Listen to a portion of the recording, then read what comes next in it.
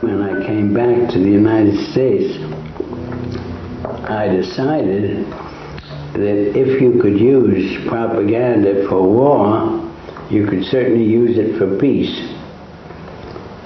And propaganda got to be a bad word because of the Germans using it. So what I did was to try to find some other words. So we found the word Council on Public Relations. Bernays returned to New York and set up as a public relations counsel in a small office off Broadway. It was the first time the term had ever been used. Since the end of the 19th century, America had become a mass industrial society, with millions clustered together in the cities. Bernays was determined to find a way to manage and alter the way these new crowds thought and felt. To do this, he turned to the writings of his uncle Sigmund. While in Paris, Bernays had sent his uncle a gift of some Havana cigars. In return, Freud had sent him a copy of his general introduction to psychoanalysis.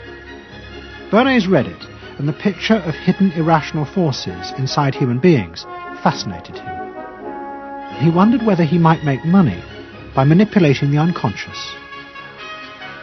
What Eddie got from Freud was indeed this idea that there is a lot more going on in human decision-making, not only among individuals, but even more importantly among groups, than this idea that information drives behavior. And so Eddie began to formulate this idea that you had to look at things that would play to people's irrational emotions.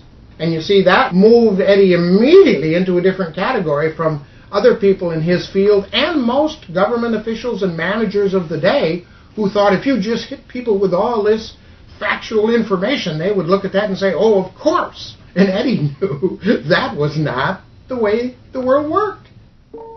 Bernays set out to experiment with the minds of the popular classes. His most dramatic experiment was to persuade women to smoke. At that time, there was a taboo against women smoking, and one of his early clients, George Hill, the president of the American Tobacco Corporation, asked Bernays to find a way of breaking it. He said, we're losing half of our market because men have invoked a taboo against women smoking in public. Can you do anything about that? I said, let me think about it. And then I said, have I your permission to see a psychoanalyst to find out what cigarettes mean to women? He said, what'll it cost? So I called up Dr. Brill, A.A. Brill, who was a leading psychoanalyst in New York at that time. How come you didn't call your uncle? Why didn't you call your uncle? Because he was in Vienna. A.A. Brill was one of the first psychoanalysts in America, and for a large fee he told Bernays that cigarettes were a symbol of the penis and of male sexual power. He told Bernays that if he could find a way to connect cigarettes with the idea of challenging male power, then women would smoke, because then they would have their own penises. Every year, New York held an Easter Day parade to which thousands came, and Bernays decided to stage an event there. He persuaded a group of rich debutantes to hide cigarettes under their clothes. Then they should join the parade, and at a given signal from him, they were to light up the cigarettes dramatically. Bernays then informed the press that he had heard that a group of suffragettes were preparing to protest by lighting up what they called torches of freedom. He knew this would be an outcry, and he knew that all of the photographers would be there to capture this moment. And so he was ready with a phrase which was torches of freedom. And so here you have a symbol, women, young women, debutantes, smoking a cigarette in public with a phrase that means anybody who believes in this kind of equality pretty much has to support them in the ensuing debate about this, because torches of freedom. I mean, what's on all American coins? It's liberty. She's holding up the torch. You see? And so all of this is there together. There's emotion, there's memory, there's a rational phrase, even though it's using a lot of emotional elements. It's a phrase that works in a rational sense. All of this is together. And so the next day, this was not just in all of the New York papers, it was across the United States and around the world. And from that point forward, the sale of cigarettes to women began to rise. He had made them socially acceptable with a single symbolic act. What Bernays had created was the idea that if a woman smoked, it made her more powerful and independent, an idea that still persists today. Embrace me, my sweet embrace. It made him realize that it was possible to persuade people to behave irrationally if you link products to their emotional desires and feelings. The idea that smoking actually made women freer was completely irrational, but it made them feel more independent. It meant that irrelevant objects could become powerful emotional symbols of how you wanted to be seen by others.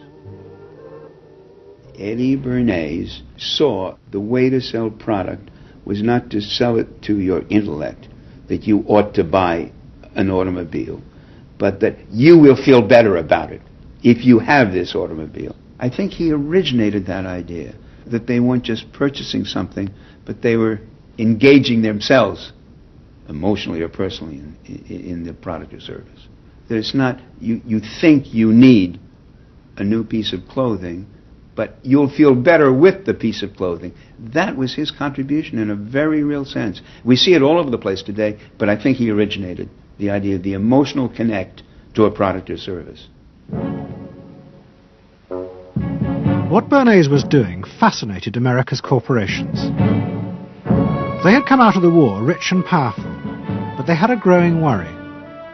The system of mass production had flourished during the war, and now millions of goods were pouring off production lines.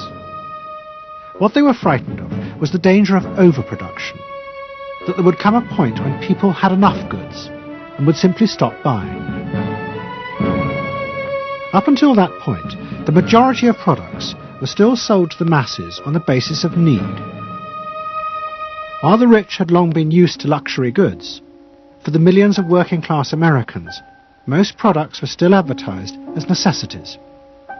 Goods like shoes, stockings, even cars were promoted in functional terms for their durability.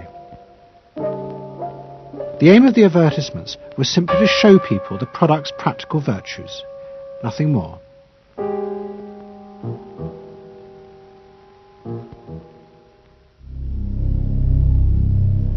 What the corporations realized they had to do was transform the way the majority of Americans thought about products.